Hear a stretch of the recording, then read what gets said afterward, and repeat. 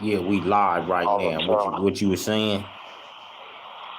No, I was gonna say I gotta send a shout out to my boy J Lo. Appreciate the donation, man. It's real much appreciated. Much love. Appreciate it. And shout out to my relative Asia today, her birthday. Shout out to you. Shout out to all the All the special time. people Birthday, birthday. Angel. Yeah, shout out to all the special people that birthday that's in October, man. For sure. Them what's them old Scorpios now. Yeah. We done left the Libras, we in the Scorpios now. On everything. And shout out to everybody that been supporting the channel, man, tapping in and supporting and everything. Also shout out to all our loved ones that then passed on our side of the community. And then also shout out to a legendary Crip from way back in the days, Barefoot Pookie. And one of my OG homeboys that's way up in age said, if it wasn't for Barefoot Pookie putting his feet and hands on people, he might have joined in with them back in the days. But by Barefoot Pookie putting hands and feet on people, he steered over to the Damus, homie. But so we want to shout out Barefoot Pookie from the Crips, homie. 512, what it do? What it do? Everybody that's tapping in, Mike Bailey, what it do? Today topic is hating Crips to being cool with some of them, homie. You know what I'm saying? BJ, I want to ask you, man, when we come up off the porch or when dudes join these hoods, what bring in the hostility to us to hate the Crips without knowing what it really started from, homie? Can you kind of touch that a little bit? Yeah, I can touch it. As a kid, you're not able to understand certain things in life. You just only understand like once somebody do wrong to you, you do wrong to others. And for me, I never really truly hated the Crips because I grew up with them. This call and your telephone number will be monitored and recorded. But what made me start considering Crips at a young age enemies was getting hands put on me. When you cross over to that era of this is no longer for play, it's for real, that's when you start putting up a wall of who you dislike on one side and who you like on the other side. And that's what it was for me. Now, for other people, in that generation, I could say some of that had to do with it. Some dudes was running with Crips and got jumped on or whatever, so they became bloods. It's all types of reasons. And sometimes, for me, it wasn't everybody. It was just certain ones that they want that extra mile for what they believed in. And the ones that went the extra mile was the ones that taught me, okay, wearing red and wearing blue is serious. It's not a game. It's for real. It ain't for you to be out here playing with dressing up to take pictures with, because at that age, you walking down the street, no gun or nothing, because you had no fear in the world. You might be on a skateboard, might be riding a bike, you might be even a dancer. If somebody pull over and recognize you from staying in that neighborhood and just get on you anyway, be like, just in case you plan on being one of the future, just get on you. That kind of gives you the encouragement to start hating the other side. And that's like a lot of us, that's what made us hate the Crips and start going against them. What Hey, about for you? I can relate, man.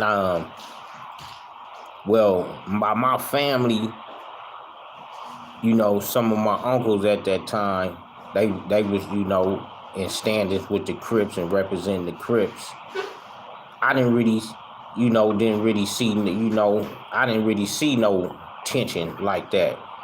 But then once I, you know what I'm saying, moved to Inglewood and joined in with the Bloods at a real young age, and then seeing one of my big homeboys, Petey Wack, OG This Petey call Wack, and your telephone number will be getting monitored shot and in his recorded. face, right then and there, I seen this was for real, homie. And when you join something as a club, a group, a socialization or whatever, homie, you love your homeboys, especially back then. So by me seeing my homeboy get his face blew open, even though he survived, that put the hostility into me to saying, you know, F them dudes, forget them dudes, homie. And then another thing that put in hostility into me is I remember being young, belling through the hood with some cherry chucks on, cherry strings, and some Crips pulled up like in the Hyundai, homie, way back in the days. And they jumped out with like crowbars and a strap and like, you know what I'm saying, try to like chase me down and make me take off my red chucks, homie. And when that happened, I was like, homie, I just developed hostility and anger. And by me being small, I'm like an eye for an eye with them dudes. Everything they tried to come through and do, I tried to match it, homie. In my ignorant mind state of this banging, you know what I'm saying? So that's what made me personally hate them dudes, homie. And until later on, homie. So now we kind of touched on that. We gonna move it up some into what to build some relationships with some Crips, homie. You know, we come from the hatred, the hostility with them. What's some of the things? Oh, and another thing, you know, gelling at a youthful age, going against a lot of them dudes. And like you said, the hands and feet they putting on you built the hostility. So now, what'll make us be cool with some of them, BJ? And are you coming up from our youthful banging all the way up to now? What'll build relationships with some Crips, man? Well, I'm gonna be honest, right? For me, I like my first, like, I'm gonna just say, like, all the Crips I grew up with, like, went to school with, I never had no problem with them. Like, till this day, that's probably why a lot of us living, because we stuck to the code and we knew each other, so we didn't try to kill each other. You know, some of us, we, like, grew up and know where each other stay at, mom and them, all that. So, you know, we kept it mutual. You know, you don't pop at me, I ain't gonna pop at you. It wouldn't see it, but that's what it seemed like, because, you know, we didn't caught each other in traffic and didn't gun each other down, so apparently it was an unwritten rule. But as time went on, when I was in jail, what made me get along with certain Crips, because certain Crips was going through it like I was going through it. You know what I mean? And what I mean by that is, like, you had certain Crips, like, for example, I met a dude from Underground. At the time, Underground wasn't no big old gang in jail. You know what I mean? But he was pushing it, and he was up against it, like, I'm talking about, like, where he was at, it was like a gang of hoovers, you know what I mean? He was, like, really up against it. But partner stayed strong. You know, he knew he was up against it, and I used to talk to him, and I used to see him, like, when he used to work out, he, like, motivated me, because he used to tell me, like, man, why these niggas ain't tripping? I got to get my workout in. And he started trying to work out, trying to get a little size on him, so when his next battle come, he'd be a little stronger. Right. And when I heard him say that, I stole that and put that into my memory data of what I need to start doing. And through both of us having to go through the ringer like that, we we ended up bonding together because we understood it from one another. You know what I mean? We were both going through the same struggle. And by us going through the same struggle, we trusted each other because we went after each other. So we kicked it with each other. Next thing you know, we bonded. And that bonding led to a brotherhood that I didn't even see coming. You know what I mean? Then a lot of other Crips I messed with, talked with, we had things in common like smoking PCP and weed. And based on we had them in common, a lot of us that smoked the PCP, we became friends through conversation. And through that conversation led to when we get on the streets, what we gonna do with one another, you know, when we see each other, like, you know. And most You have 60 seconds remaining.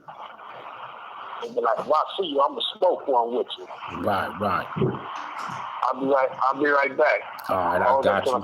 I got you. Yeah, homie, I want to salute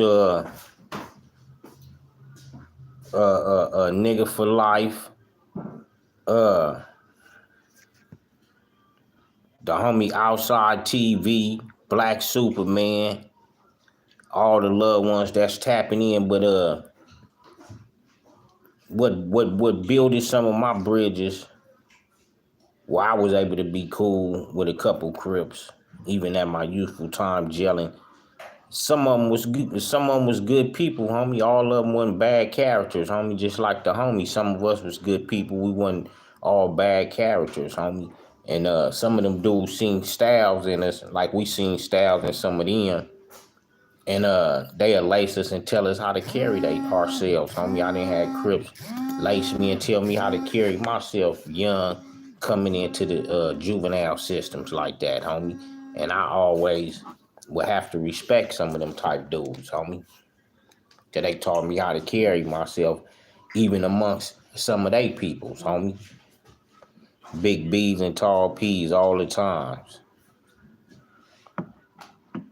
Somebody said, do you hate snitches? Do whoever made that comment, do you like snitches? You man? Yeah.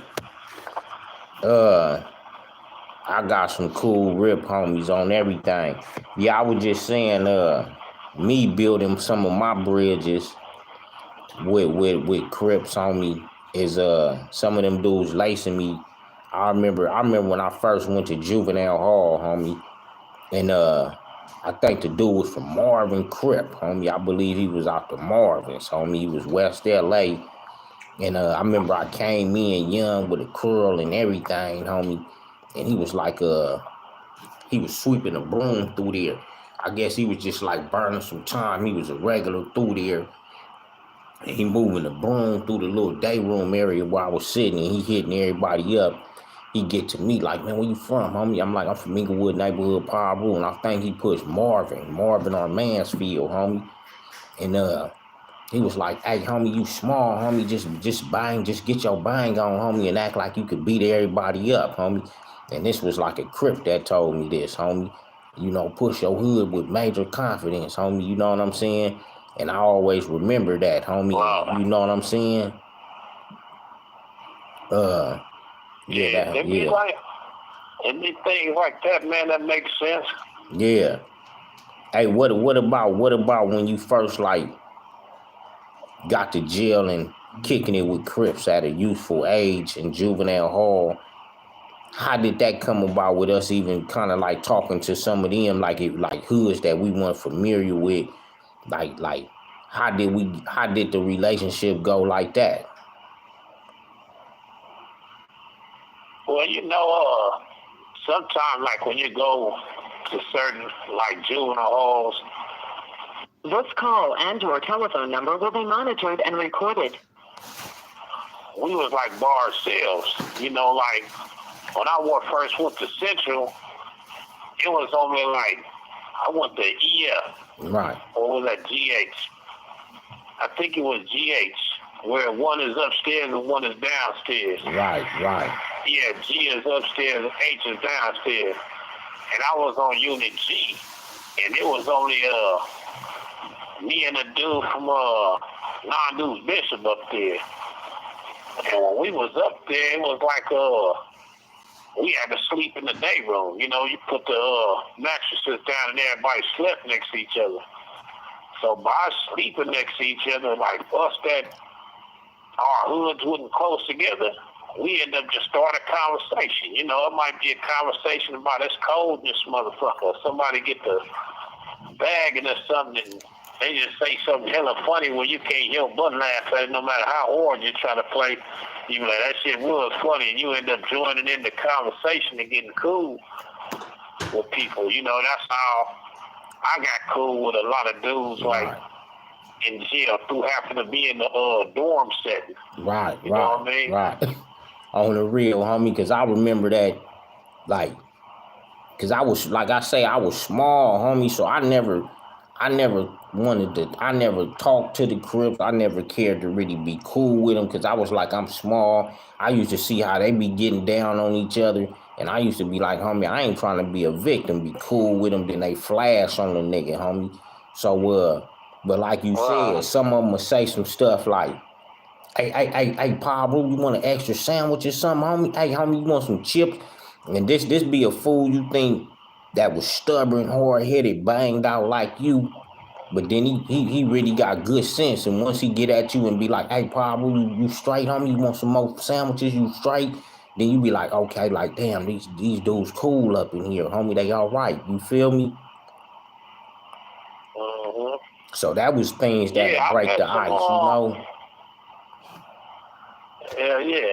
And like I said, you right on that, because I done met some very intelligent Crips up in here that when I was a kid that made me think and like want to mess with them, you know what I mean? Because of not only the way they carry themselves, right, but you can see the level of respect they had by they homies never sweating them or trying to take them through the ringer or nothing, you know what I mean? So I knew like there was something special about them, you know what I mean? They didn't already put theirs in.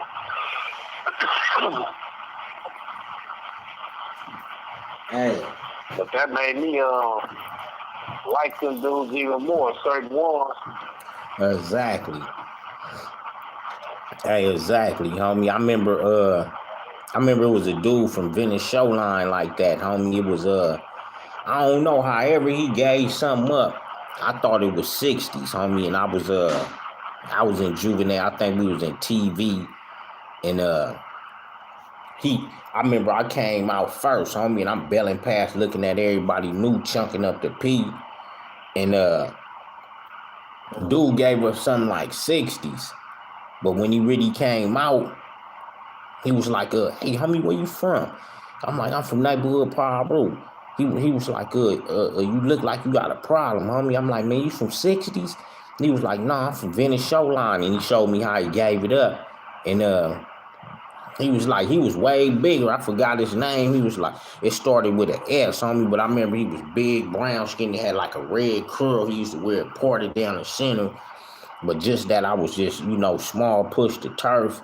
He like used to look out for me like, man, he was like, man, if anybody try to rush you or something, I got you, homie. And he was out the Venice show lines and shit, man. You know what I'm saying?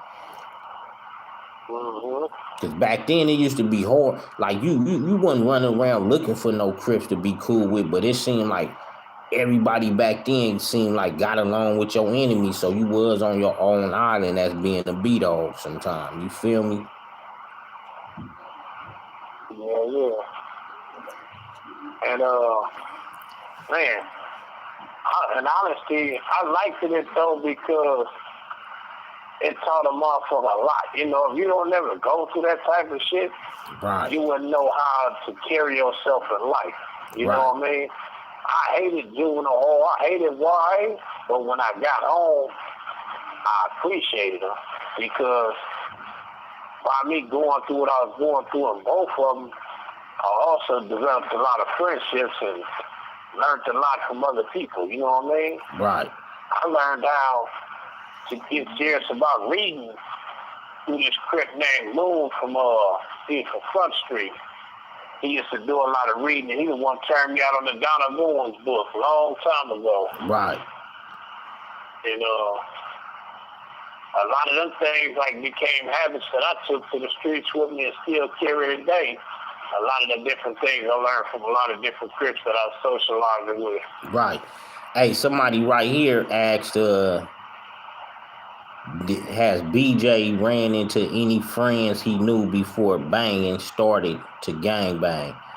I guess he meant that before anybody like went to the Crips, went to the Bloods or stuff like that. Everybody got friends like that. Another good one I felt real quick, BJ, somebody said is G-Half. I remember they used to call dudes transformers who switch gangs or hoods when they moved. Is that always considered a bad thing, homie? What you can say about that, BJ? Well, that was always the word for it, transformer. You know what I mean? No matter how we looked at it, you can't sugarcoat it, But some people only said something when they got mad at that particular person. Other than that, most people got accepted, you know what I mean? Don't get me wrong, some people got dogged out when both of the two hoods got together and found out something was wrong with that transformation. But other than that, it is what it is. On the real, homie, and you got some solid dudes that went to the transformation, homie, and just decided to go to different places, homie. The love was popping, or that was their natural home, or a dude might have grew up somewhere but never got quartered on that hood, never got put on, never really paid no tithes, got in the field. So when he finally moved somewhere at a youthful age and got up under the script of some different dudes, homie, that's what he really took to, homie. So I look at it like an adoption, homie. Like when you young and you get adopted, that becomes your family, homie. You know what I'm saying? Especially if you was at a young age and you don't know. Somebody said, he said since from elementary school, somebody said, have you seen anybody since you've been down, back in the days locked up? There are 34 people here with only 10 likes, man. Hit them likes for me, man. Get them notifications up, man. Let's get the lights up outside TV. Chief Smoke, good looking out, y'all, man, for tapping in, homie. That's right. Yeah, it's a couple of dudes I done ran into in here that I grew up with, you know what I mean? Right. East Coast, Raymond, Broadway, it's a little bit of everybody you're going to run into one day sooner or later. That's the part of, I hate to say it. This call and your telephone number will be monitored and recorded. If you really in the field, you're going to come through here at least once. Right. You may not do a long time, but you're going to stop by and pay a visit. That's for sure. On the real, you going to pay a bit. Hey, look, it's either going to scare you straight or you going to learn how to kind of like program and know your do's and don'ts, homie. You know what I'm saying? Mm-hmm. Hey, I got a couple more, man, before we check up out of here.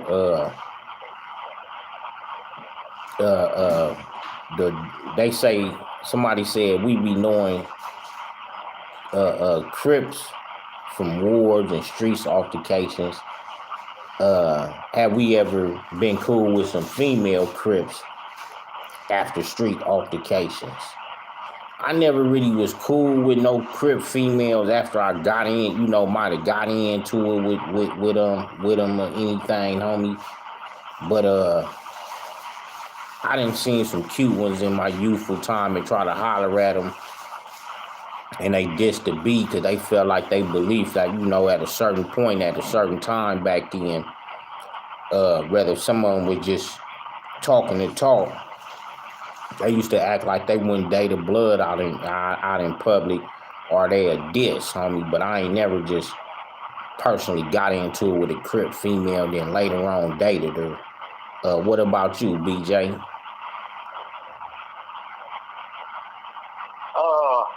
I can't can't say I really messed with no girls from some hood that I was like really not getting along with. You know, I had a partner in the Raymonds. We wasn't boyfriend and girlfriend type stuff though. But other than that, like everything else was branched out. Right. And I didn't really. It wasn't that I didn't like the Crip. It wasn't that I didn't like the Crip girls. Yeah. It just was that some of them like. I have something like they hood tattooed on them or something.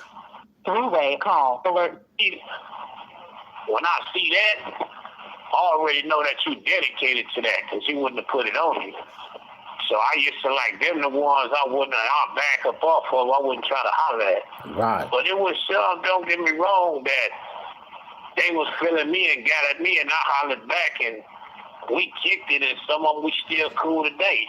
You know what I mean? But I never really had no Crip girlfriends like that. Most of my girlfriends was homegirls. I was the hood that excited. So I had mostly like homegirls I was pushing where I was pushing, a few Mexican homegirls, a few non-affiliate women, but that was it. The girls from the raves and stuff like that. Yeah, I ain't really had no girls like that in the Crip neighborhood. Hey, I got one more. I got a few stories. Yeah. About over there You have 60 seconds remaining. A couple good stories. Hey, Ben Della, good looking out, homie, on everything. Hey, you say you got a couple good stories, huh? Yeah. My favorite bloods. Good looking out, paying homage on everything, homie. I remember being in juvenile hall, though, passing notes to the homegirls, different, like, females, whether they was Crips and Bloods, when they used to have, I think, little co-ed classes or something like that, or we'll see them dudes would be passing off notes or something like that, man, just for entertainment or something to read back when you got back to your room or something like that, man, on everything, man. Salute to everybody that's in here tonight, man, and salute to Barefoot Pookie, man, on everything, man. It's like, whether if you Crippin' or Blood, and homie, this is all historic, homie, especially when you go back to dudes that age, homie, because they was like, they the beginning time of the formation with this, homie, you know what I'm saying? And it's something else, homie. History is something else, homie. And all this is history and legendary, man. In Solano. Told you the big homie was like, man, if it wasn't for Barefoot, if Barefoot Pookie wasn't putting hands on people, hands and feet, man, he might have been over there, homie.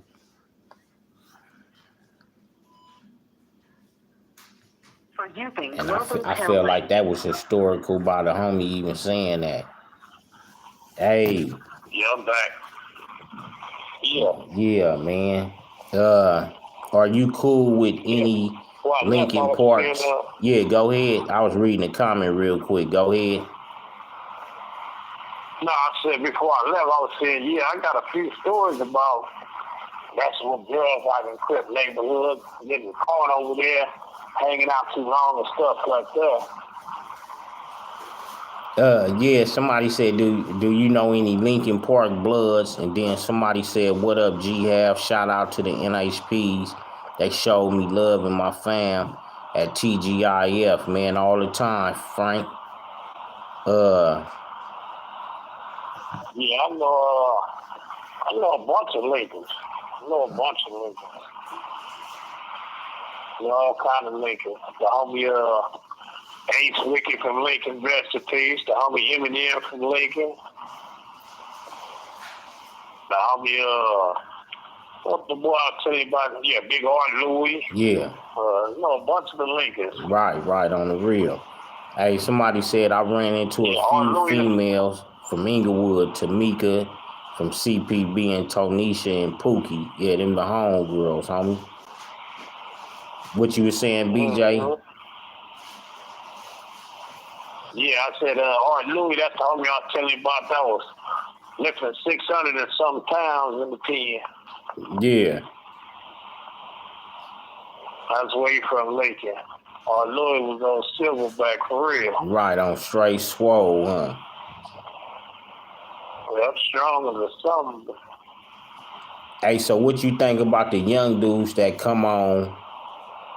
Do you think, homie, like, cause this is history, do you think a lot of dudes should have been laced on why we hate each other as Crips and Bloods, homie, before joining this thing, homie?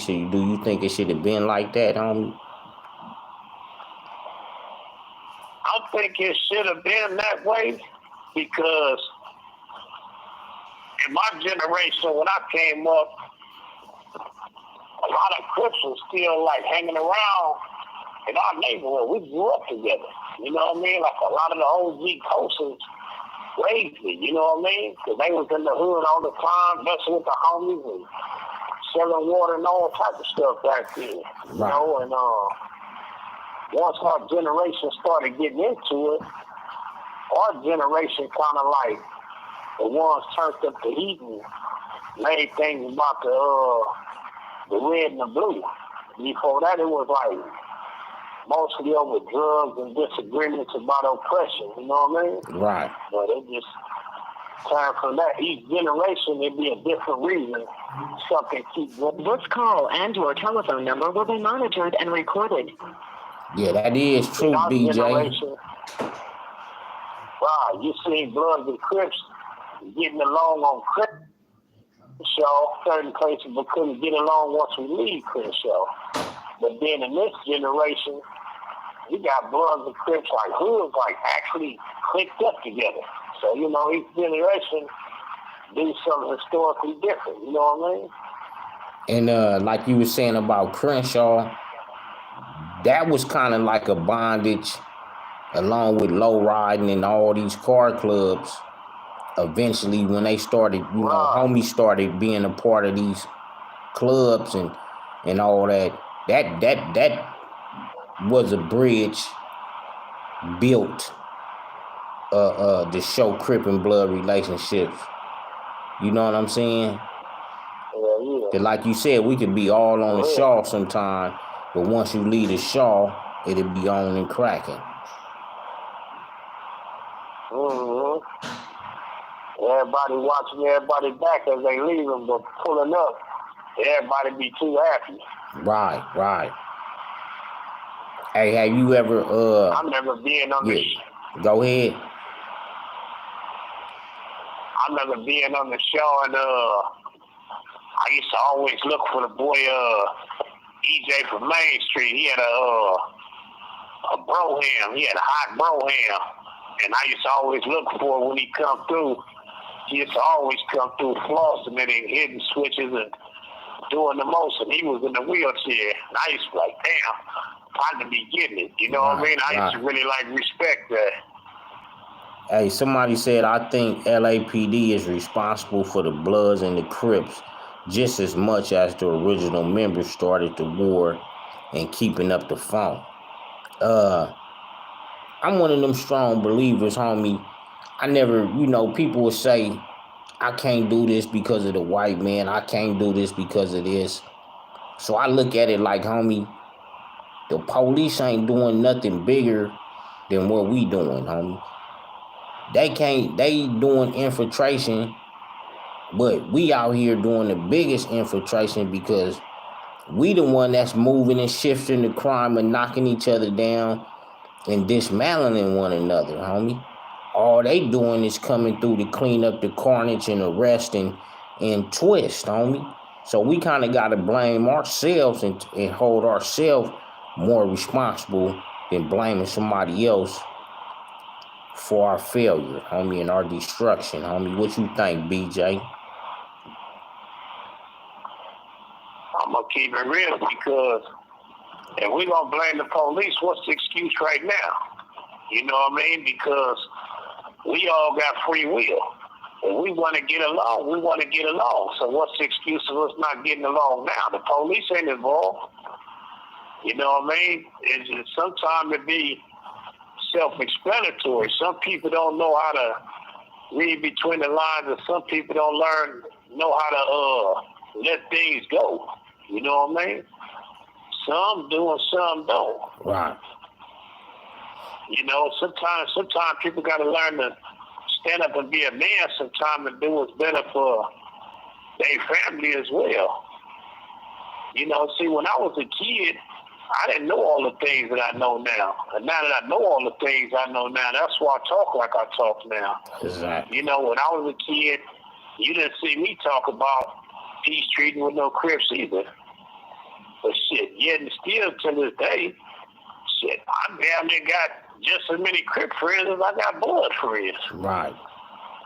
And the same thing with the Mexicans. You know what I mean? I got a gang of Mexican friends, you know, and it comes from maturity and having a mutual trust for one another as well. Because all the Crips that I socialize with, I've been testing and proving with them that I can trust them with my life, you know what I mean? I done been places with them and done things with them, you know, and I be appreciating having that many brotherhoods, because if I wouldn't have never made them brotherhoods, I probably would have never made it to the prison system. I probably would have been dead a long time ago. Right. A lot of people in my age group didn't get to make it out their teenage years. You know what I mean? I made it after teenage years and in my 50s and still pushing. You know what I mean? Right. So I feel good about it. Hey, this is a good one right here. Then I'm gonna go to one more. If somebody takes one of your loved ones, then how do you turn away from the pain when sometimes the beef is about nothing? And I remember, homie, about a week ago, homie, I might have been jumped on a Hood Postman show real quick, and it was Big Devil up there, and it was the Ball Gang was on there. The OG homie Ball Gang was on there from Dago This call Brand. and your telephone number And, will be monitored and recorded. He said his brother had got took down, homie, in a neighborhood at a store, homie. And Ball Gang said, homie, he told his homeboys, I don't want nothing else to crack, homie. You know, everybody was on point to get cracking and support him. And he, cut his throat, homie. He didn't want nothing else to jump. And to me, homie, that was heroic, historical, and all that, homie, for the simple fact he drew the line and said that was enough, homie. And now some of us, homie, we don't know when to draw the line to say it's enough, homie. Sometimes we might feel like we gotta let a lot of people suffer like us before it's enough. Or sometimes we might, down ourselves in the demise of trying to get cracking, homie. So it's on the individual to endure the pain, homie, and figure out how they gonna move, homie. What you think, BJ? How do one turn away from the pain, Man, BJ? First and foremost, at that time I couldn't speak on it because that's what I'm in here for. I didn't know how to turn away from the pain. And now I know how to turn from it, but yet and still, I'm just going to be honest, it's hard for you to turn from it when you actually was there versus you getting a phone call and hearing about it happen. Because right now, if somebody gets killed and anybody harms, I don't care about how old you are. You see it even with people that don't bang. They be seeking revenge. They want revenge because that's a natural instinct. It's something that was given to you without even second nature. It was just given to you. The thing is learning how not to react to it. That's a very hard part. I can't even really answer that question because I'm hoping that in my lifetime nothing never happened like that again where I have to make that decision. Don't get me wrong, I know what decision to make now, but still, I don't never want to be put in that position again either. Because that's a very tricky thing, man, you know, and it takes a lot of courage for you to walk away from something like that. I'm talking about a whole lot of courage. Yeah, man. But I understand, Yeah, you know, the OG didn't want no more lives lost behind some foolishness. It shows that, you know, end it right there. Let's end it right here and leave that alone. Say the rest of the people. So that's why I said that took courage, and I definitely get it. And that's why sometimes the homies used to be like, when homies was quick, or homies be quick to set up peace agreements and ceasefires, rather if they crippin' bloods. It's easy for us to be like, yeah, homie, we can go over here, we can shake hands. But you got to be mindful of a victim from a crippin' blood hood. We got to be mindful that it was homies that been victims and rips that been victims. So every time we used to have these little peace talks and settlements, we used to always have to go back to a homie that possibly was a victim from this neighborhood and ask them how they feel about it. Because we can easily say, yeah, this is cool. But what if your homeboy done been bust on, ran over, and damn near lost his life? And that's what made that peace treaty tricky, homie. It's like everybody got to be in appliance, in agreeance, because if everybody not, homie, that's how things fall off, and that's why we at where we at today, homie. You know, you're right about that, right? Because when I was out, when I told you I was staying over there in the Broadway, right, I had a homie that he got paralyzed by the Broadway. And when me and him was talking about it, I told him how they treat me over there, and they was cool. I didn't know his situation. I tell him You have 60 seconds remaining. To meet these dudes, and that's what he told me. Like, they'll do your thing. He said, as long as you safe, I'm straight with it. He said, but me, I don't do that, homie. He said, them dudes shot me. He was like, I'm not fucking with them dudes. right. And I had to respect his push, you know. He was like, you know, he ain't tripping on my push, but he was like, man, I'm not coming over there hanging out. On the real, Al Thomas, what he do? What he told him. Yeah, for real. Al Thomas said, Al Thomas said he got two closest homies are bloods. I call them family. One of them from Villain, the other one from Paru, and the gang of my fam from Fruittown, Paru, and Compton. On everything, homie. Once we get to doing this, I'm gonna keep it clean. I remember when I was young, we had family members, like I had cousins, little family members, you know, was claiming different crib hoods.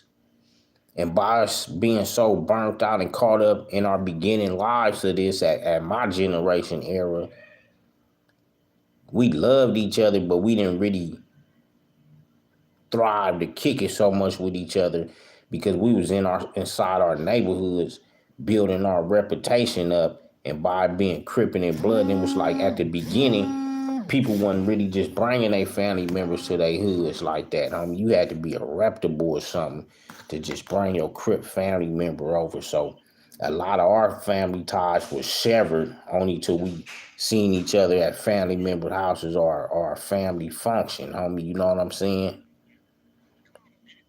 Till Blood, Mob Clown tapping in, and he pretty much explained that ride we was in Ventura. Hey, BJ. Thank you for using Global Tel Link. BJ. Yeah, the homie, Big Mob Clown tapping in. He said you pretty much explained that that ride in Ventura. all the time. Tell him, I ain't forget, Clown. You know, I don't forget nothing. I've been waiting on you to tap in, man. I'll let your boy. I've been needing your number, too. Slide that number, too. Hey, Frank said, I respect any man and woman who use their brain and maturity over ego and pride on everything, homie. For real though. Yeah, ego and pride, homie. A lot of homies got took down, homie, off the ego and pride. A lot of us went through all kind of stuff, including myself, off of ego and pride, homie. And now at these times, I learned to set that ego and pride to the side. I learned to think for myself and others, homie, because a lot of people, is unaware of who they be around, homie. And dudes like us, we got to be mindful that some of these people that's walking around us have never lived our lives, homie. So every day, it's dudes like us. We giving civilians, regular people passes for their stupidity because they do not know, homie. So like I said, when I'm out here, I think for myself and others, homie, because some people will set themselves up and set you up for a penitentiary trip because you didn't bid and mess around and down somebody, do something to somebody off their clumsiness, homie. So I'm still be learning to this day, homie, to think for myself and others, homie. Somebody said all my cousins, Danny Rue from San 700. Us against the Mexicans, it went up, and all the Damus and Rips got active. We was outnumbered. That's what the homie Fletcher said. Yeah, he talking about that was the situation from YA. When I told the story the other day about talking about the Mexicans, how it was when it came to jail. Right. That was the first big riot that happened with the blacks and Mexicans there. Right. Before that, you could get a head up. After that happened, it just like went out the door. Yeah, that was a major rise, man. And the homies, like I said, the homie and the boy Little Cricket from Raymond, they stayed strong in that ride, and I tip my hat off to them because they were very outnumbered. Right. Somebody was saying, do you know Eminem from Swan? Yeah, I know Eminem from Swan. Somebody else said, ask BJ, do he know what is that, Junior or Bruno, Wacko, or GB from Westside Pyru? Yeah, I know Wacko. Who else he said? GB. And the other homie name, I ain't sure Not what it is. Name. Yeah, the other homie name, I don't know how to pronounce it properly. Yeah, if he from the West, more than likely, if I don't know him by that name, I know him by his real name because we all went to school together. On everything. Yeah, but Wacko, that's the homie right there. Yeah. Big Wacko. I knew Big Wacko and Little Wacko, rest in peace. Right. Yeah, Wacko used to be in the turf back in the days. I remember I had a party in the turf. Okay, Junior. Yeah, I said it right. Yeah, Junior from Westside Pyru. Yeah, I remember I had a party, homie. Yeah, I know Junior too. Yeah, late 90s. And I remember Wacko came. Gang of homies out of Compton came. Ace and them from Ludus Park, Pyru. And this just how things used to be back in the days, homie. We had a big-ass party in my turf in Inglewood. The homie Deuce from Inglewood family threw me a birthday party. Ace and them, all the homies and them, Wacko and them, they come down. And then the next week, they wind up getting gaffled. A couple of the homies wind up getting gaffled, I think, leaving the function. And then another week later, I fall into the county jail blood module and see all the homies from that got locked up from the function, leaving the function. Because that's how it was sometimes. You go to another hood. It was a mission, homie. A couple homies might get cracked, or you be happy everybody made it back caravanning, homie. You feel me? I know the homie Ace from Ludus too. Yeah. Somebody said called him Michael Jackson back then because he had the curl. Yeah. Somebody said has APB and 11A East Coast claimed to calm their beef down. don't know. I ain't out there. I don't be calling to the hood and asking about, beefs and stuff. I'm a cousin. I try to stay up out of that stuff,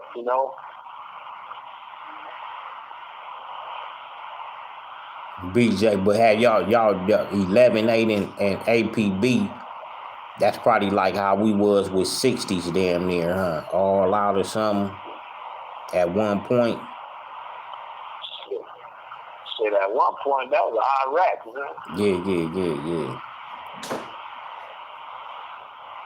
That was Iraq, for real. Did any other Damu hoods That's ever one thing. go ahead? So that's one thing you can say about that part of town. Well, it be on, man. That's just how it be over that way, I'm sure everywhere it be like that, but I know down our way it be like Iraq for real. Hey, somebody asked about Rome APB. This call and your telephone number will be monitored and recorded. What'd you say? Somebody asked about Rome APB. Big Sleepy, what it do? What you say, BJ? What they say about they asking will we all right or something? Yeah. When the last time you talked to Rome from APB, 124th Street? Shit, I ain't talked to Rome in long time. We both was in jail, then he got out. I've still been in. Hey BJ, I think tomorrow, since it's Halloween, we should kick some up about five scary blood hoods from back in the days that was spooky for hell of a bussings and shit like that. I think we should kick something up like that tomorrow. Like, even though we was down, what blood hoods or what seasons or when we was spooky in the hood when it was cracking. I think that'd be good for tomorrow, homie. Alright.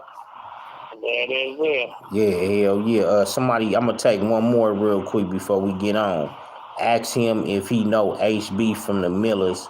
What was their relationship like in the 80s?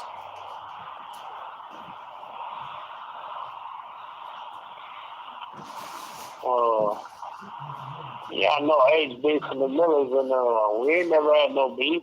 Our relationship always been good. That's the big homie. Right. Hey, you know the That's big, my big homie. yeah, you know the big homie Calico from APB?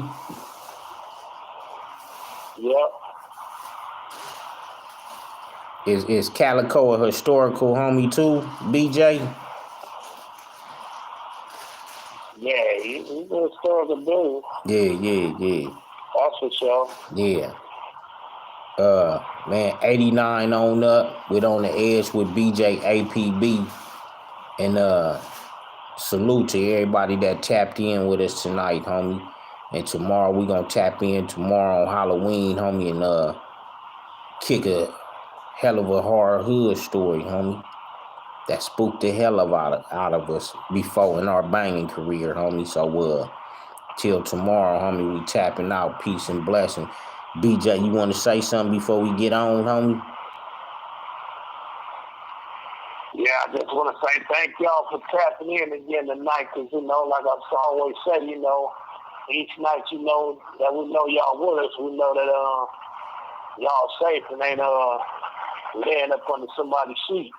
So, thank y'all for tapping in, man. I really appreciate y'all. Love all of y'all, man, and stay solid and keep doing what you're doing. Keep living. Salute.